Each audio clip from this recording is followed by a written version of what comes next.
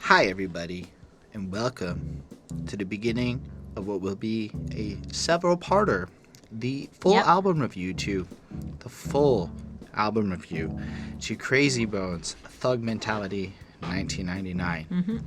There is a reason we're doing this album. I'm gonna say it right off the jump. This one's dedicated to Mr. TK, who on over 10 occasions requested this album over the last year, which I say with admiration because, A, comments are points, and that's very good for us, and he evidently really wanted us to talk about Krayzie Bone's Thug Mentality 1999, and I respect that dedication. I respect that, coming back on review after review like that. Like, it's really cool. Like, to Pays off.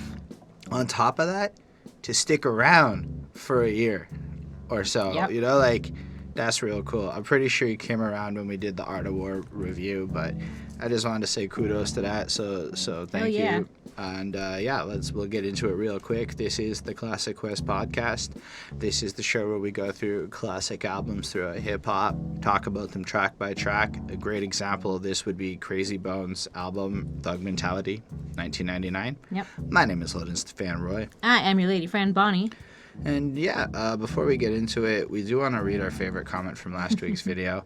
What did we talk about last week, Miss Your Lady Friend Bonnie? Well, we did the Beastie Boys.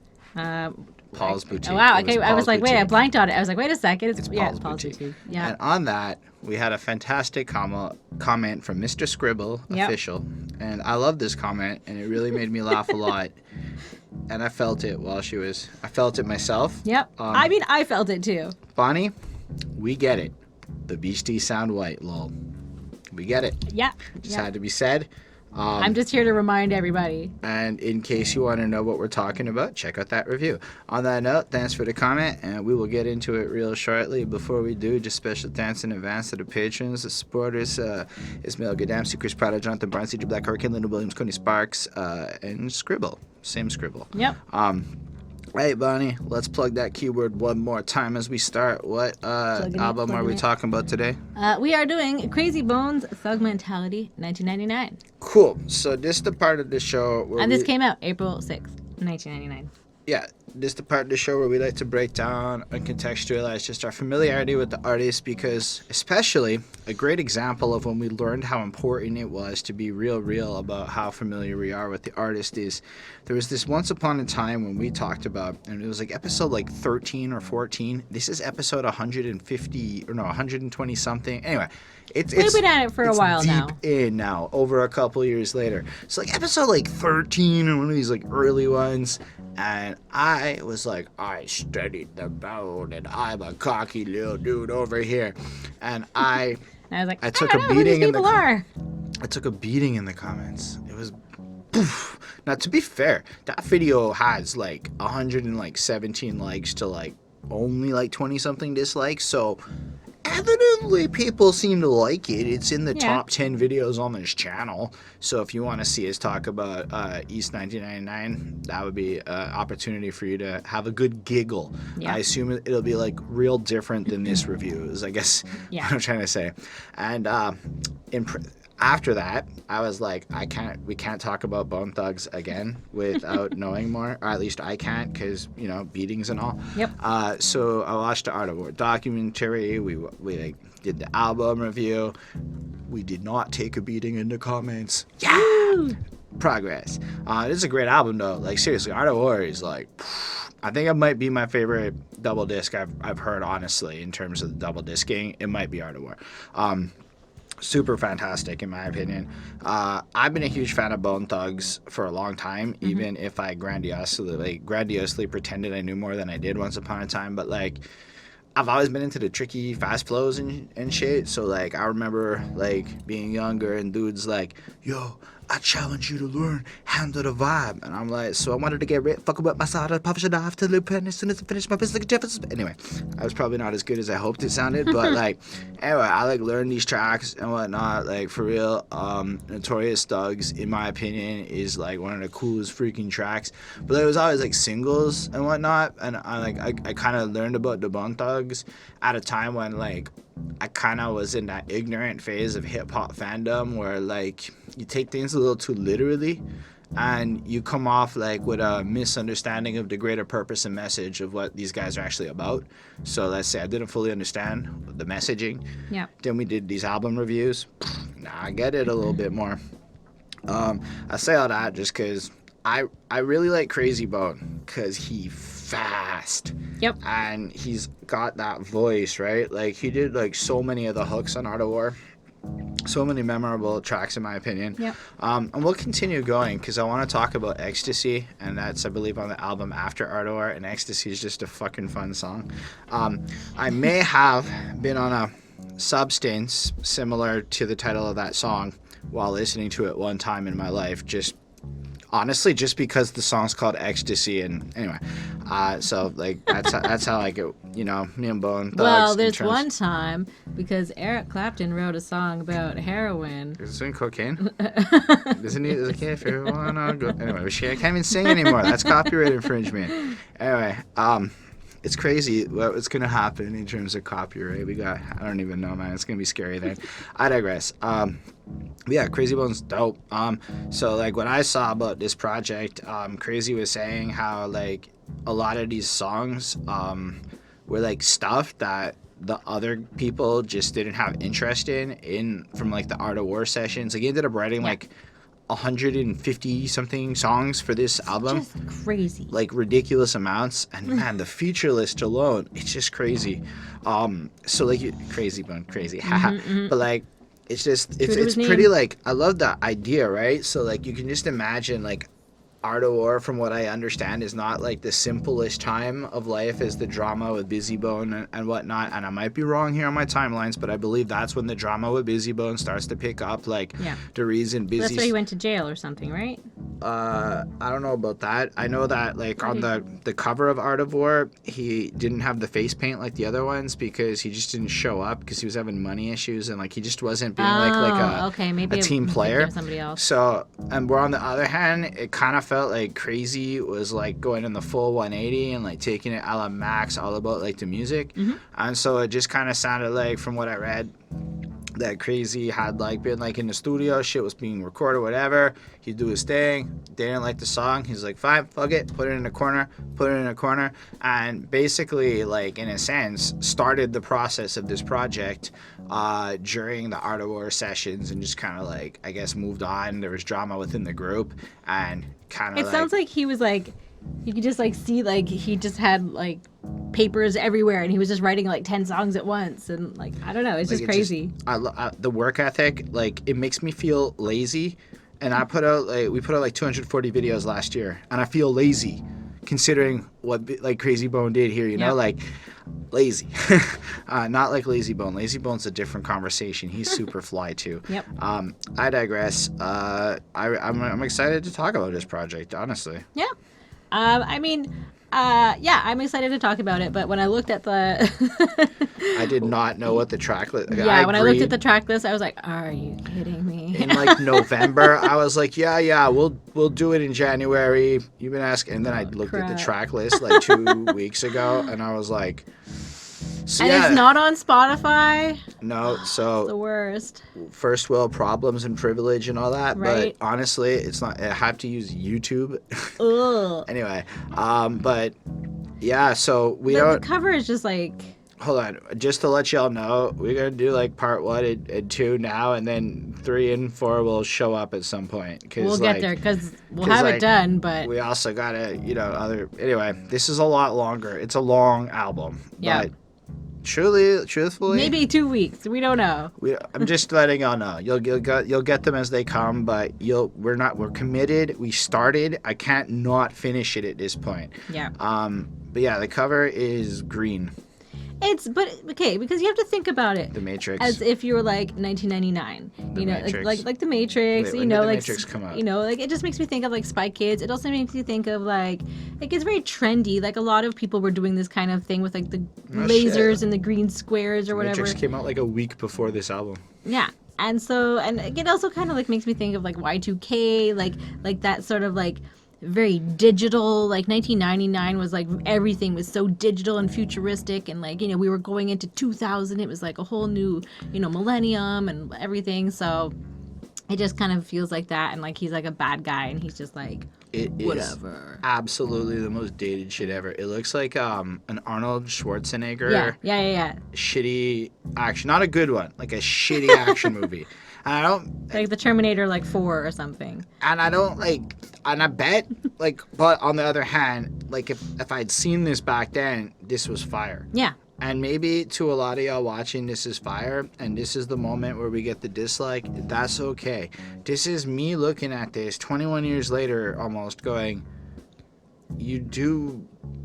yeah, it's dated. It's not a bad cover. It still works. It's still 'Cause good. He still looks like, you he know, looks- you're going to get like thug mentality, you know?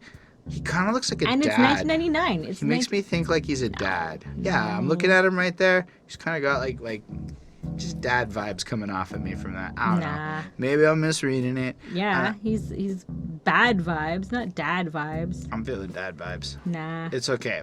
It's okay. That's enough. I love the title though.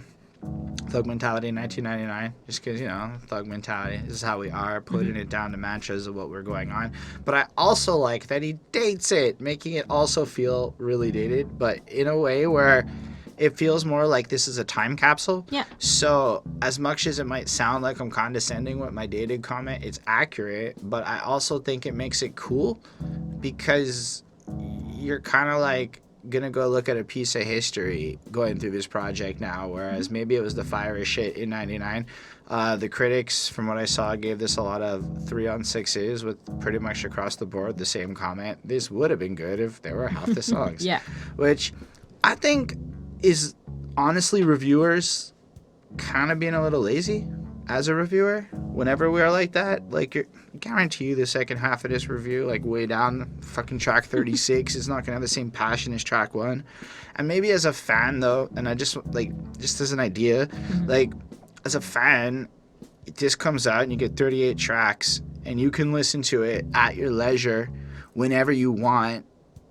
It's probably a way better experience than, say, a reviewer who's got to bang that motherfucker out within a few days, right? Because of deadlines.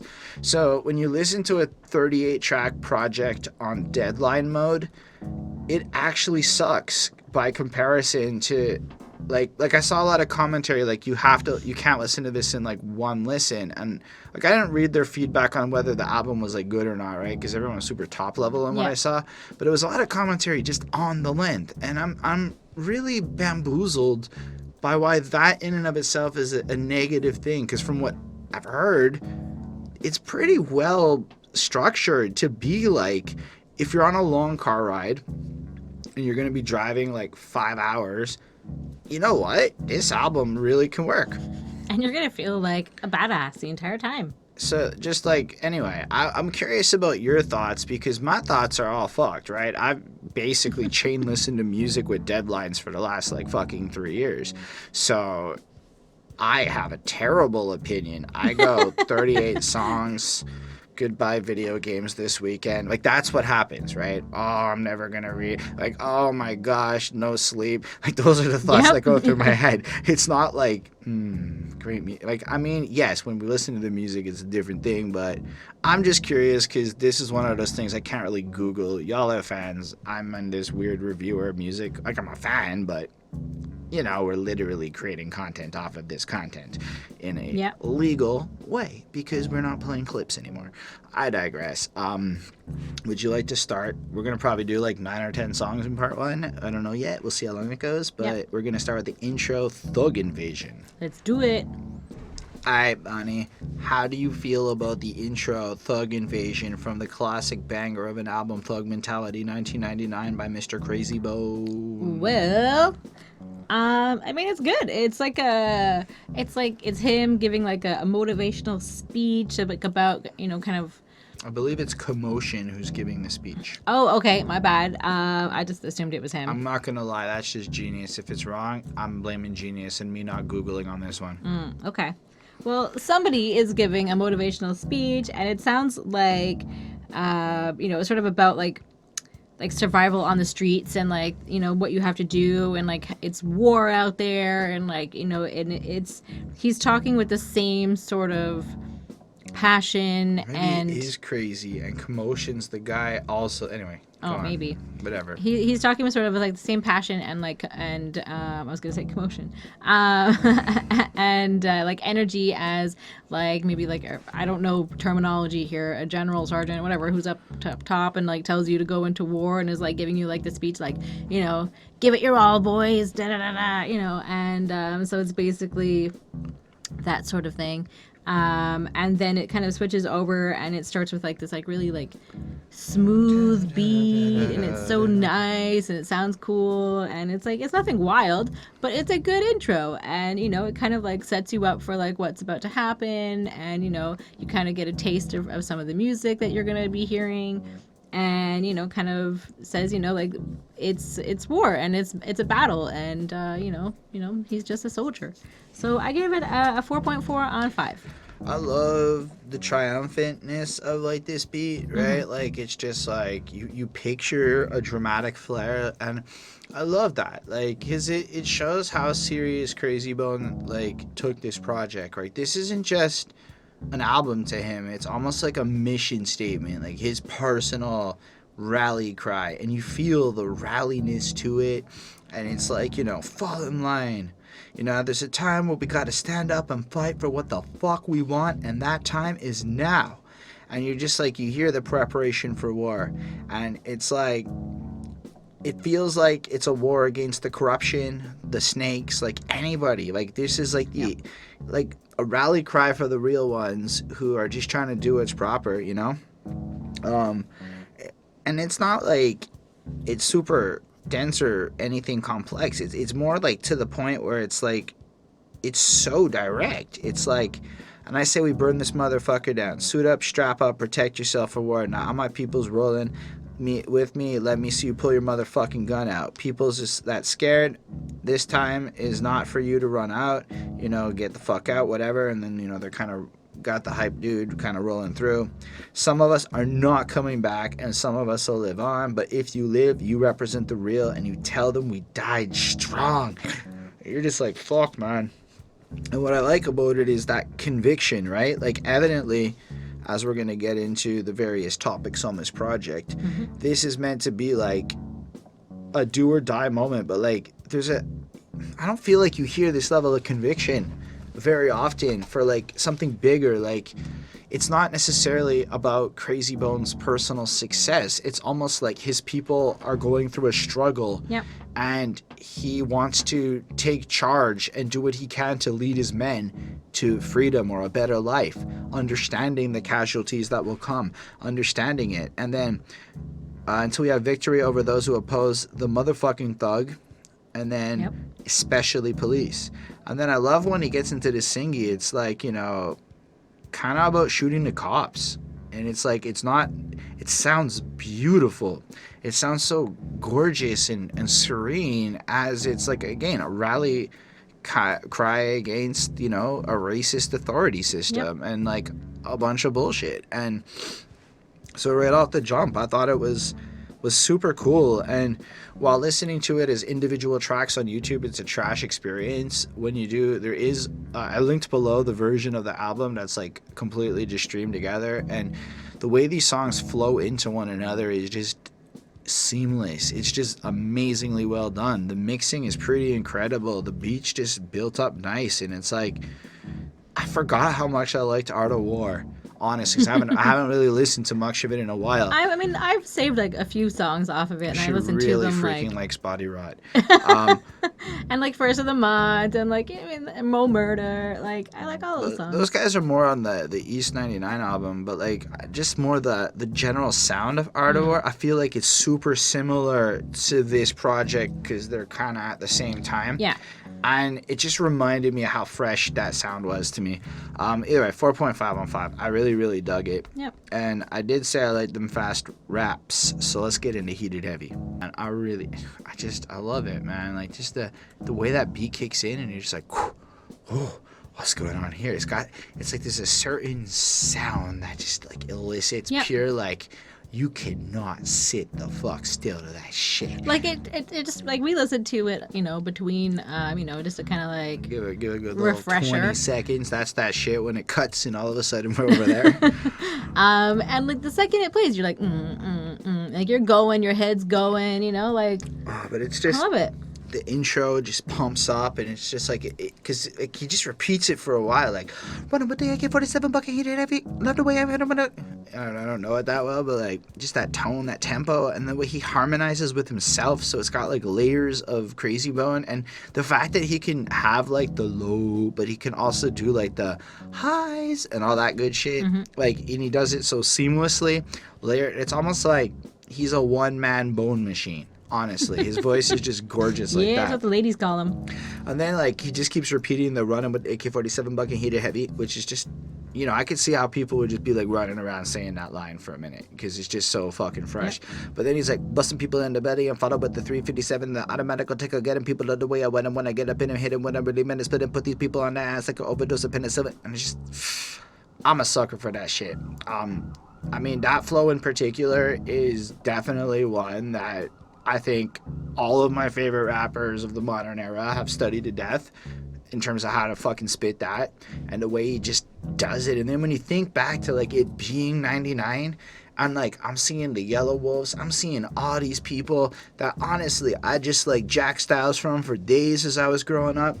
Like it's all coming from this shit, honestly. Like, I mean, I'm certain there's guys that Bone were developed on and shit, but like, I gotta give all the hats off. I love this flow. As far as the lyrics go, I mean, a couple of lines have a little bit of like politicism, like better show me some affirmative action because I'm gonna take it, baby. Mo coming through blasting an innocent person, you turn around and go back as people that cross fire is no lie.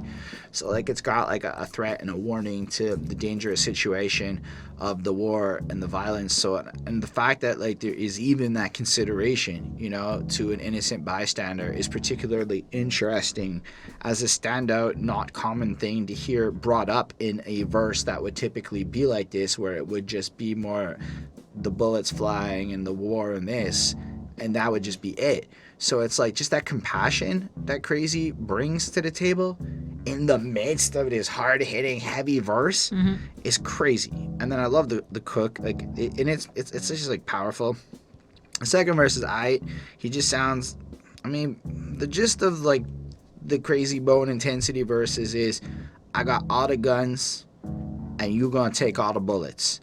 But like in ridiculously creative ways, like stack him and tag him with the 44 Magnum, get up inside, hit the spine, paralyze him, listen to the pistol when they whistle, spitting many missiles, splitting people to the gristle, hit him in the middle of like I never would have heard gristle, but it works because like that's what I like about that shit. Like you have to stretch and find the weirdest English words to get your point across when you're playing with that kind of speed and intensity. I digress. I don't really have a lot more to say about the track. I'm just checking to see if the third verse has anything like super standout, because like to me, what hits me here is not like crazy wordplay, right? Like not to say that it's not great wordplay, but it's like, it's more of like what I go to Tech 9 for. This intense flow. I'm just more impressed by how the fuck he can say he's gonna kill me with so many syllables and shit, and how he's able to like bust on through, screaming bloody murder, making motherfuckers eat the Mossberg, like just the creativity in how hard he can drill that point home with the crazy flows and just the da-da-da-da-da-da, and you're just like, yeah, Krayzie, you just keep spitting that shit over that beat, just keep doing it. And then it just kind of like ends, like if you want to get fucked up, you want to get bucked up, and you can't help it. You're just bouncing, you're fucking singing along. I never say the word guys, by the way. I personally don't. I like to sub it. But yeah, that's where we're at with that. I get to say 5 on 5. It's pretty fucking amazing. And as far as like starting an album off strong, especially after that intro pumps you up. Yeah. And then that shit just pops you in the face. Yeah, I mean, this is what that is. I mean, it like he just spits so well. Like one of the struggles that I like, I came in and I was like, like what am I supposed to talk about here? Like I can't imitate I can't imitate his rap. I can't do it. And like it's just so like quick and like so it's really just something that you have to hear. Like just his like he's so quick and so smooth, and it just comes out like butter. Like it's just like melts off of his tongue, and it's just so great. And it's like, good job. This is standout. Yeah, and it sort of has like an eerie sort of a beat, but it's nice, but it's still about like carrying weapons and like always like always basically carrying weapons, and like the chorus is tight, like you were saying. It just sounds really cool. It's more than just about carrying weapons. We're prepared to deal with the war and the circumstances. Yeah, also taking given the circumstances, but it's given it. And then there is that bigger mission where it's not just like we're clipping randos, we're not selling drugs. It's life is a fucking war, and we are going to die for what we have to. Like, there is still that tone to it throughout the entire thing. I believe I would call it maybe like a thug mentality. That's a good way to put it. I'm just saying. Like, I just don't want to belittle it down to it's just we got a bunch of guns. No, I just mean like they, but they mentioned that quite a lot. Anyways, and I do want to mention it does sound a little bit like late 90s. Like, it definitely has like that like something to it that definitely kind of dates it a little bit, but I mean that's fine. Like you said, like we're kind of like listening to like a time capsule, but I mean we're still judging it from today's point of view, so it's sort of like you're getting a little bit of both. It still sounds a little bit 90s. I mean basically I don't really have too much else to say. He's got mad skills at spitting. It's nice. He's really quick. I gave it a 4.5 on 5. But it's also the ability to harmonize. Absolutely. Because that does add that element, and the fact that it's like he can do it himself. Anyway, there's gonna be a lot more of this over the course of this review, because he probably made some paper off this one. One could argue, and you guys can hate me for this comment, but if Lil Yachty didn't have auto-tune, there's definitely some similarities in the melodic flow that dude brings on his quicker cadences and what Krayzie Bone does with melody here. And I'm not trying to make like comparisons of mumble rappers and shit in a negative way. I think it's really interesting how like a lot of these more singy dudes probably listened to a lot of this Bone Thug shit, and it made them decide to take that more melodic route. Because you listen to this and you think about some of the more like everyone has to sing rapping styles now, and like isn't it because like this is beautiful sounding, like it's not a hater thing. Yep. It's just that was my first thought when I heard this, is like I wonder how many people like listen to Bone and were like, yo, singing and rap's dope, let's make it happen more, and then they couldn't sing. So auto-tune. Ta-da! My biggest grievance with this track is the world is very different now. For like 30 seconds I think it's longer than that. No, Feels I longer just than that. checked it. I just checked it. It's about 30 seconds, and you're like, okay, crazy. It's a lot. And then the song starts. The world is very different now. And then everybody wants paper. And then you're like, oh, that's nice. People fighting over paper. And you're like, oh, it's a nice chorus. It's real good. And when you die, I bet you die trying to get some paper. I bet you would die. I bet you would die. And you're like, damn, man. It's bleak, but like it's also an interesting commentary on like how people can be. Like, a lot of people are willing to risk a lot for paper, whether it's death or less than death. People will do stupid shit for paper at many points in their lives. So, well, I think everybody has at some point in their life made a, stupid decision. Anyway, what do you think about this one? I mean, it's definitely like a nice sounding song. And basically that money causes a lot of shit that people die over. And people just continue to keep dying over trying to get paper and trying to make money and like all of that. And like he talks about, like big $100 bills, y'all. I like that. Would you kill them? Would you kill for them $100 bills, y'all?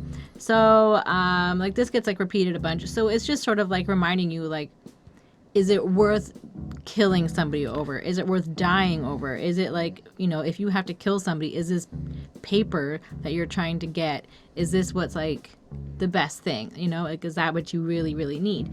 But at the same time, because it is a positive song about, kind of reminding you that money, isn't everything and it's not worth dying over. But like I'm saying, like at the same time, he gets it. Like he gets like the hustle. He gets the need for it. He knows you got bills to pay. And says that. And at the end, he also says like, yeah, I get it. Being poor sucks. Nah, it's fuck being poor. Yeah. It's a great, it's my favorite part of that track. It's just, you get to the end of it and you're just like, better make your cash flow. Better make your cash flow and make your money, man. Fuck being poor. And then because somebody's going to kill you or you're going to, kill somebody and you're going to go to jail. And like, that's that. But like, in the meantime, it's okay, I guess. It's better than being poor. If you look at like the first verse, it's more of a commentary on how unfortunate the situation is. He's got to keep his gun clock because people are going to try to hurt him. Yep.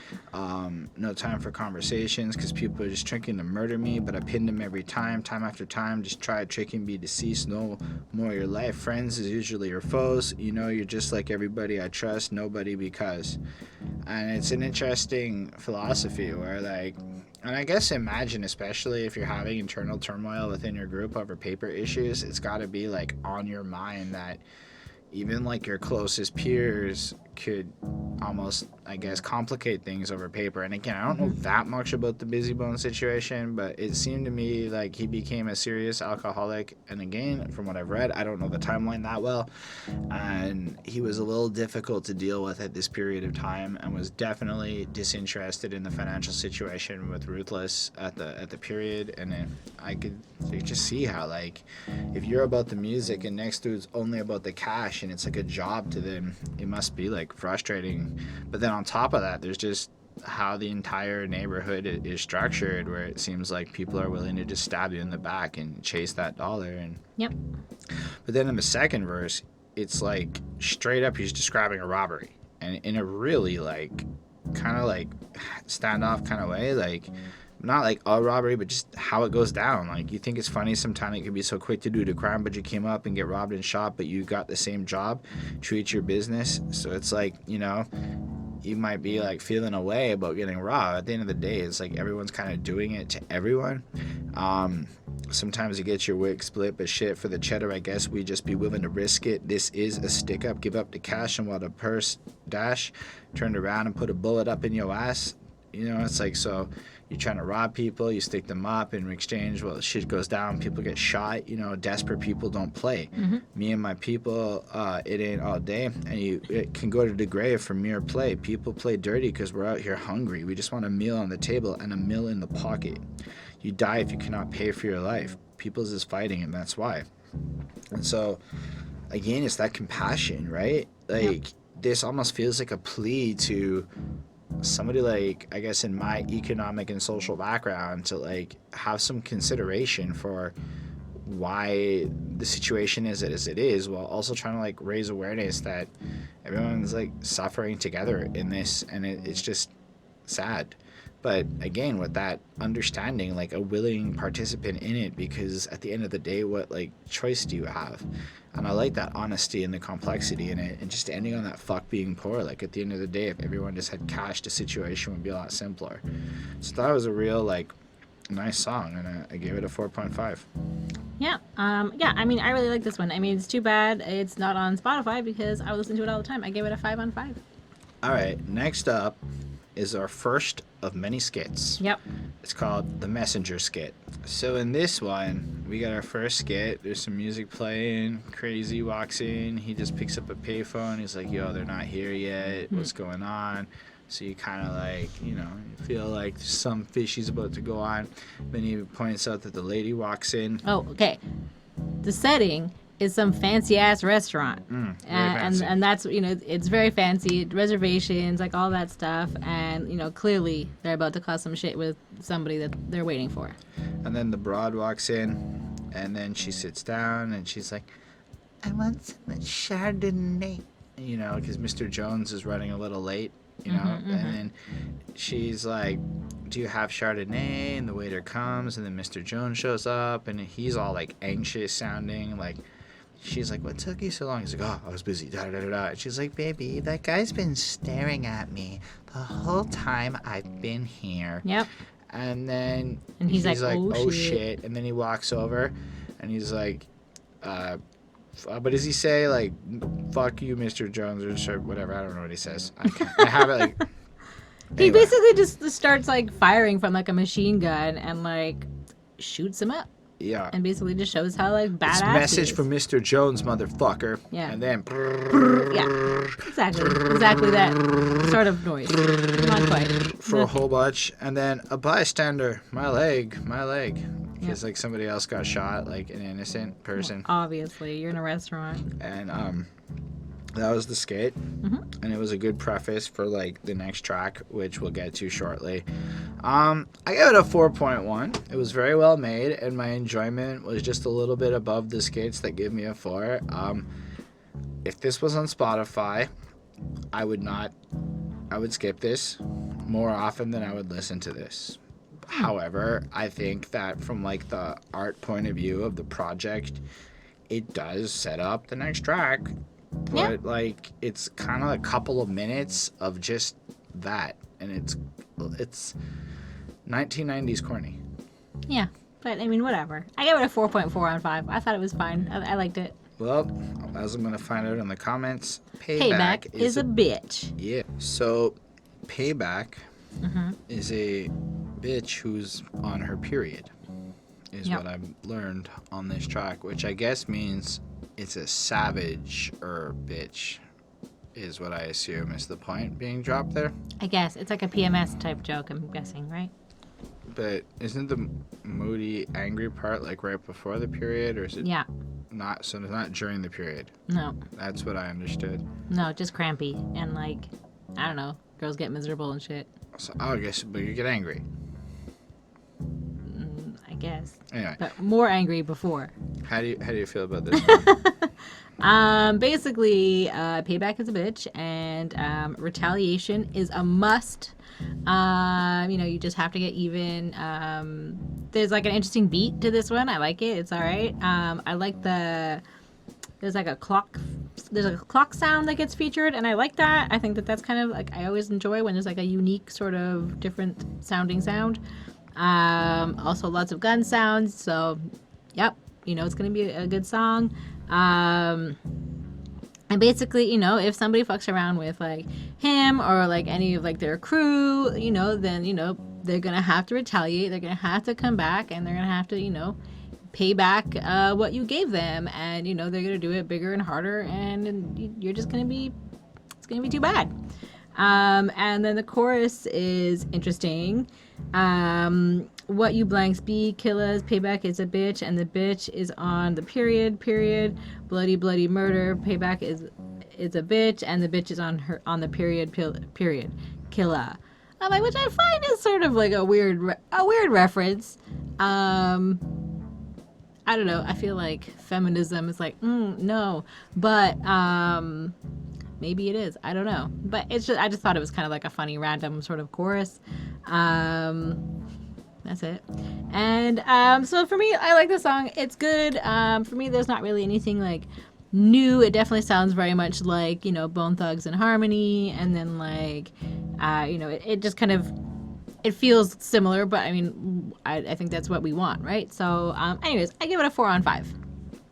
Yeah, I mean, what I like about it is that it's different than the previous tracks that we've been getting, because I suppose when you look at a 38 track listing like this, your biggest concern is going to be that everything kind of blends into being the same kind of sound, and thankfully it's not. This one just kind of starts off real strong. Just retaliation is a must. The enemy must suffer the motherfucking consequences. So it's like you feel like he's angrier here, like somebody's crossed him, and like I just like that vengeance angle, like. But it also is well placed because it follows up the idea of that kind of robbery situation going on in paper when, it kind of contextualizes this violence. People are going after everyone, but then it has that empathy for it, and then it kind of moves it into now you're angry and you're almost like lashing back, kind of, moving it almost like a cinematic style way. Either way, as far as, the lyrics go, he kicks in the same kind of quicker tone. I can't say it's like faster or slower than the other ones. They just kind of varies in and out with the speeds, which I really do enjoy. But he's, he's in his house, he's weeded, he's chilling, the telephone picks it up, hello. First, nobody would answer me, so I said it again. Hello, somebody starts breathing, not thinking, I hung up the phone, people be playing jokes, I paid it no mind. Could have just been my fucking friends, and I sat back and closed my eyes. The phone hums up again, and then somebody yelled at you, Ty, and then somebody, you started shooting at him, and feels bullets flying over his head, and it really, like, paints this picture of, like, people trying to clip him. And then he kind of, gets out of the situation, and he starts to, like, consider who came for me, called up his people, get ready to go in, and if you do not come for what in the fuck did you come here for? And then comes back into that chorus where it just kind of shouts out that Payback's gonna be a bitch, Yep. And I just thought it was really, like, his storytelling is vivid. Like, it almost like he takes you into the place. So it's like, I almost like the fact that it's not, like, super densely lyrical in that regard, and it's more like just canvas painting emotional rawness. And I think that's super dope. And then we get Bam. I don't really know who Bam is, but he sounds pretty great next to Badass motherfucker. And he just sounds proper. And 5 infrared dots, trail by these steel toes, running in your spot. You smoking hot, gather troops, destination be your blot. The stakes is high since 94. Got your tightest G for ransom, maybe in hand him and let him go. And it's just kind of painting out, like, the more retaliation side of it. And I think it's interesting that, in a sense, Krayzie kind of hands off the more attacking verse to the homie as opposed to doing it himself. Like, the general, like, unleashes the soldier ready to go and deal with the situation. And, he just comes in, he's tough. He's going to get the revenge, make you pay for it, and then it just kind of ends out. And then, Bam and Krayzie go back and forth a little bit in a little bit of a bridge, and then the song kind of just ends and plays out, don't be fucking with the killer, payback is a bitch, and that bitch is on her period. And it just kind of, like, ends out like that. Yep. I don't know what I'm going to say about it, except that it's a really fun vibe. I feel like it's less good than the other ones, but it's still really enjoyable. So I'm going to give this a 4.35. I like it. You give it a grade? Yeah. So the next one is Thugline featuring Relay. All right. All right, Bonnie, how do you feel about this one? Well, this one features a lady rapper, Relay, so I like that. And she does, like, the first couple of verses, and, she does a good job. I like it. And, there's sort of, like, this, again, I'm going to go with 90s sound. There's, like, these, like, laser sounds, like, in the background, which kind of, I was like, it just like, makes me feel nostalgic, I guess. And then Krayzie comes on, and he's great. He's, like, super fast, does what he does. It's great, as usual. Mentions, Bone Thugz and Harmony. So, he obviously is still, like, hanging out with some of his crew there. And then the song, the end of the song gets, like, the message for, like, a wrong number. Like, I didn't really quite get it, but I don't know. I guess, it's like the Thugline, so I guess it's, like, whatever. I don't know, something to do with that. So, it's another okay song. It's good. There's nothing, like, great about this one, but it's still enjoyable. So I gave it a 4 on 5. Basically it feels like Krayzie Bone was giving Relay her opportunity to shine on this track, and she basically comes through with, like, 4 verses and then hands it off to Krayzie to, like, close up the track. I thought she just did, like, the first 2. Maybe I was just like... Well, there's a chorus in the middle, like, cause Krayzie has that part where he's like, so you can bring me anything you want to, and then Relay comes through and does her part, and then at the end of the song he does the chorus again after his verse. But it's like she comes in with, like, verse 1, and it's, like, style 1, and then she comes with each verse, like, a different style. Like, in a sense, this track was, like, her EP calling card to show off the various ways that she could be versatile, and I think it's to pretty great effect. I think it makes this song actually come out pretty fresh. Also, because, like, I can't say I heard a lot of ladies spit like this in my life. And you can hear, like, the more Tech 9 side of fast lady rappers these days, but, like, this is, like, she could be, like, I'm not going to say Krayzie wrote the verse, but if you told me Krayzie wrote the verse, I also wouldn't be like shocked given how Krayzie Bone-ish it ends up sounding right next to him, right? Okay. But yeah, and it's the same kind of stuff, like, why you hating on me? I don't trust other people. I'm fucking proper. You know, my high starts, but I really like when she goes, my high starts coming down when I smoke some more and I get higher. La la la, they beat this weed and they set fire. Ganja make me lose because I'm live like a wire. I never share a tire. Keep passing me them things. You know, she's proper. She sets it up like that. She reps ATL. I don't know. She doesn't necessarily have anything that's like, again, in terms of crazy bars that I thought were like popping out at me.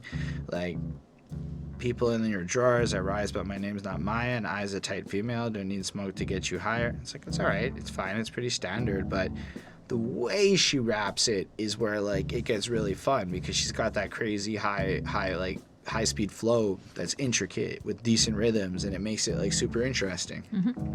Anyway, Relay comes back again in the third verse after the chorus. It's like shorter verses this time. And then, I don't know, she moves into, like, my favorite part is when she does her little, like, bridge thing. Where she's like, Cleveland and ATL done hooked up. The shit is bugged. So personal, what? Crazy about to bust, crazy about to bust, crazy about to bust. And then Krayzie's busts. And you expect him to go, like, really fast and, like, crazy. But no, it's kind of like this calmer, slow verse at first. Like, you can get high. That's my thing. And then he goes a little bit crazier. Mr. Sawed-Off Leatherface, the name Thuggish when I claim. And at the end of the day, it also kind of feels like, I guess, a little bit of a standard calling card verse from what I would guess from what I've heard of him.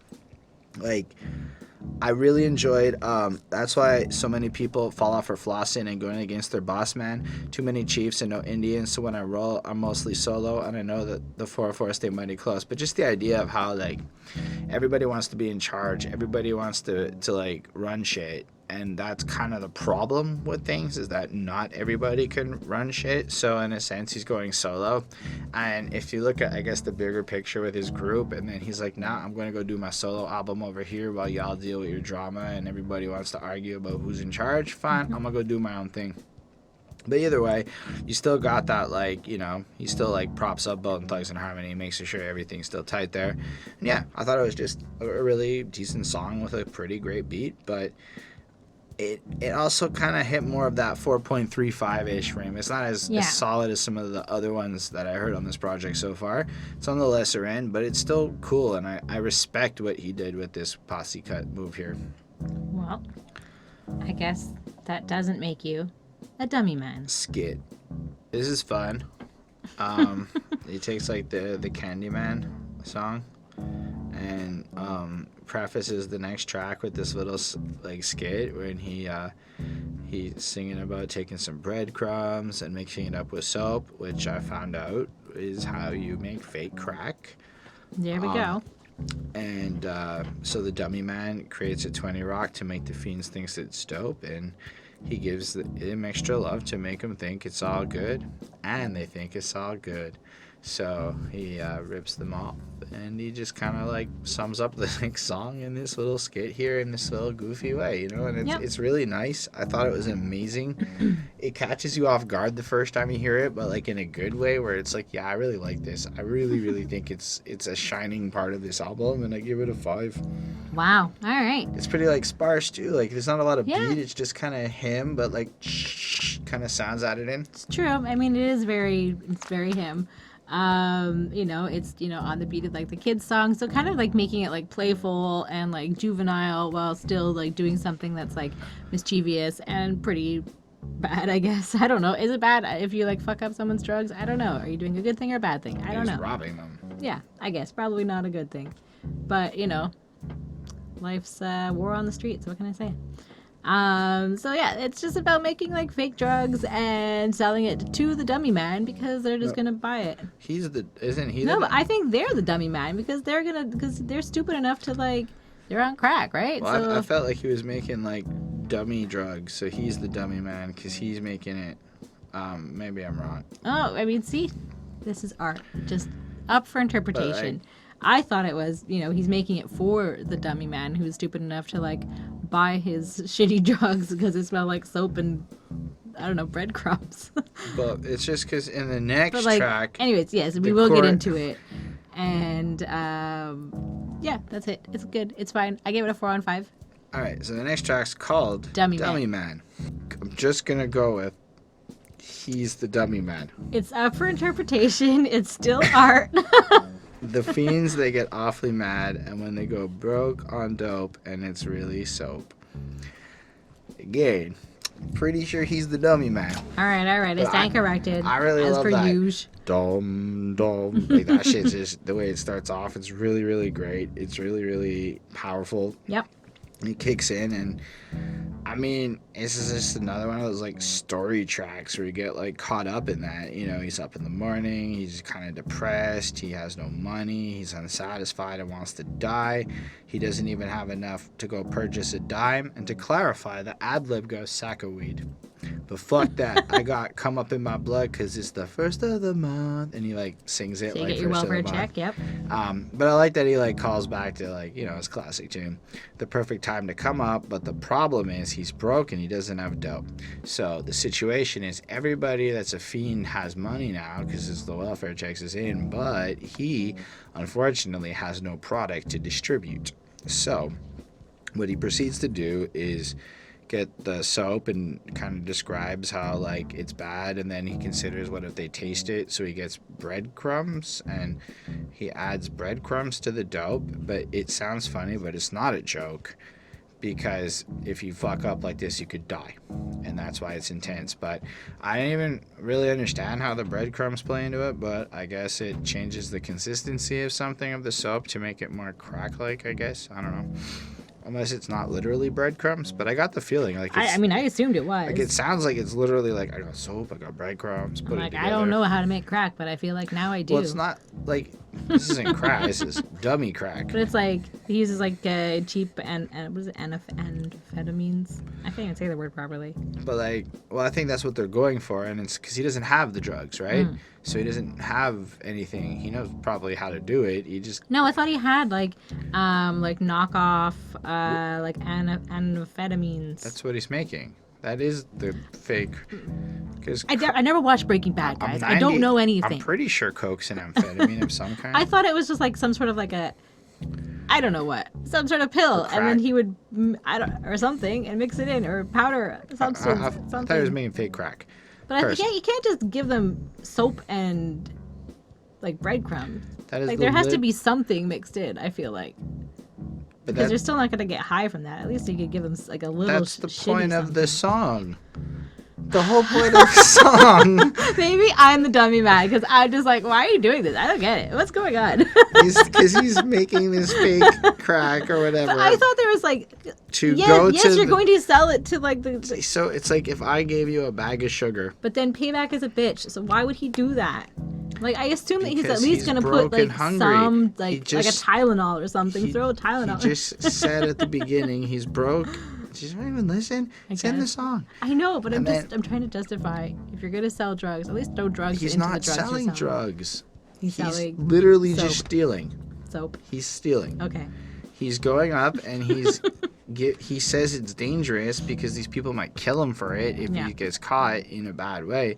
And then he describes how he hands over this fucking bag of soap. They taste it or whatever to make sure it's proper. And the breadcrumbs, I guess, does something to make it taste not like soap or whatever. And then he describes all that in vivid detail in this track. And then he basically gives it to them, jumps in the car, tries to run away or whatever. And then the whole point of this is, I am so crazy, I'm willing to sell fake drugs. That's how crazy I am. Like that's it. That was like the point of the track. And then he's the dummy man. And then that, I mean, I don't think it's deeper than that. I think that's it. But it's just like, but I thought it was interesting because it kind of is extra crazy. Like if you're trying to prove you're going in on it, right? And you're trying to. Okay, hold on. So he puts soap into it. Then I chopped up me some counterfeit amphetamines. But wait a minute. What if they want to taste it? So he's taking the soap and he's taking the drugs. Shit, soap looked like a little dope, a little like dope. So he's saying, Isn't that what he means? But what I picture... I thought he means to put the soap, he put the drugs, and he put the breadcrumbs. What I'm picturing is the soap is the counterfeit amphetamines. I thought he was mixing it together. He's making, like, he's chopping up soap, adding breadcrumbs, and passing it off as... It's like selling oregano as weed. Yeah, I get that. I don't know. Why is he going to give away good Tylenol for this? I don't know. That's what I assumed. He's hungry and you he's tell us, folks. He told us. It's in the song. We just... Maybe I'm just misunderstanding it. It's okay. I'm just the dummy. So man. broke. He's in the dummy man skit. Okay. We're good. We get it. Summarizes the song. How he's going to rip them all off with the soap and breadcrumbs. Okay. And then runs away. Okay. Well, that's what it is. 4 on 5. I'm done. I gave this a 4.5 on 5. It's a great and clever song because, like I was saying, nobody goes like this. Like I've never heard anybody like... You know, it's like so specific and so like he's a crooked crook. Almost picture him actually having done this in his life. And I thought that was like really the way he described it was really interesting just because I can't say I've heard a lot of people brag about selling fake drugs because that's how hungry they are that they got to eat. But what it's really doing is also contextualizing, again, the need for the war that he's putting through. Yeah, for sure. Anyway. Well, I mean, he's happy. He gets money at the end, and that's pretty much it. That's how you gotta survive. Yeah, so he's just kind of, again, just pointing out the desperation that people have to deal with, you know? Yep. And that leads into the next track, which is Thugz All Over the World. This track features Treach. I don't even know how to say it, of Naughty by Nature, and I think it's really, really cool. Krayzie Bone just kind of comes in, and it feels like he brings his fucking A game for this one. Like, not to say that he wasn't giving his A game in the other one, but like Dummy Man was more of like a storytelling, you know, whatever. This is like, I'm gonna rap my fucking ass off, you know? And then like, too many people thinking I won't bomb back at you, thinking I'm a actor, think I won't blast this shit. I'm always ready to bomb back on busters. I got my gun, so test me if you're trying to prove that you ain't scared to die. Person, what? Who the thugs? Y'all punk motherfuckers ain't got no nuts. I love the energy, and I think what I respect a lot about his lyricism is that while at a surface level it comes off kind of violent and attacking, when you really listen to what he's saying, it's like people are attacking them, people are hating on them, and at the end of the day it's like he's backed into a corner and he's letting you know, if you're gonna come for me in this kind of circumstance, I am willing to defend myself.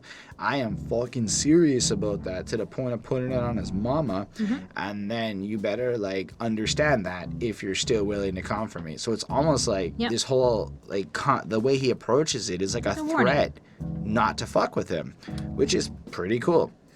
And then I kind of was like, Treach starts off with like, as far as 50 greatest MCs ever, they gave me 32 in response to, I believe it's Blaze magazine had done this at the time. And then I thought about how like Eminem was saying a couple years back that he wanted to do like a track with Treach because he thinks he's like one of the best MCs ever, and how many people have said this dude is one of the top MCs ever. And I'm like, yeah, I get why he's fucking annoyed with that shit. And then, like, they don't know how these dirty judge get 30. Like, you know, how maybe it's a little sneaky how this list actually got put together. They must be shady, baby, not just a stunt. The greatest producers, and didn't mention KG once. The greatest groups of all time. Stop you crying, sporty. Find a shorty fucked up by not naming Naughty.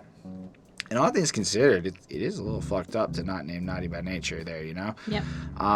And in general, like, I kind of like that aggression. Like, fuck out of here, man. Fuck you, Blaze, in your fucking list. That's kind of what the whole point of this verse is fuck you in your list. Where's the editor? Once a year proof that you're easy. It's like really went in. And then the next two verses, Krayzie comes in and he's alright, you know, we making money all over, we ready to come in and do what we gotta do. And Treach is, we are fucking tough. I like when he goes, see, I'm coming like a rhino past the fine hoe. We fucked in Illinois right outside of Chicago. Got rhymes out the ass, so find a lasso. I can either rap, ride, rush, war, riddle, or wrestle. It's really fun. it just has an energy to it, the way he spits it, and it's kind of silly, but also fucking hard at the same time. And I just really dig this track. I think it's got like a great energy to it. The beat is super well made, and overall, it's another fun banger. I'm giving a 4.5 to. Nice. Yeah, I mean, like it is kind of what it is. It's a tight song. It's well done. Krayzie's rhyming is great. Treach is nice, and it's sort of like there's 4 verses, and it's like back and forth. Krayzie and Treach, Krayzie Treach, blah blah blah, like that. So it's very like well formulated, I guess. And it's bringing together thugs from all over the nation, so that's nice. Good old brotherhood. Always can depend on that. And I don't know, I like some of the lyrics. Now I done been all over the nation, kicked it with real soldiers, and that's about the paper. Had to be so many of these fakers, had to quickly shake them, knew what I had to do. And like he just kind of goes in, and I think you kind of mentioned it. He's gonna shoot people if anybody starts acting up on them. They got to be ready to pop that 9mm. And I like that, because he's not just shooting once. It's sort of like the Zombieland, double tap, but he's like quadrupling tapping. So it's good. I like it. I give this one a 4.25 on 5. I like it. It's friendly. It's good. Super cool. So, in light of the way this album's broken down, I think it's a good time to end a part 1 at this point. So we just wanted to say thank y'all for watching. Totally let us know in the comment section what your thoughts are, how you feel about this, anything you really want to talk about. Definitely get back to you there. Feel free to subscribe to the channel for part 2s, 3, 4, whatever, however long this ends up being. And more reviews, etc. Special thanks to the patrons Ismail Gadam, C. Chris Prado, Jonathan Barnes, DJ Black Hurricane, Linda Williams, Coney Sparks, and Scribble. They're dope. They support what we do. And yeah, it's super awesome that they help us like that. They get to tell us what albums they want to see us review, and it's always a good time. Yep. I make music myself. You can check that out on the channel or over on Spotify or whatever else, and let me know what you think about that. Anyway, thank y'all for being here, and live long and prosper, everybody. Bye, guys. Have a great week.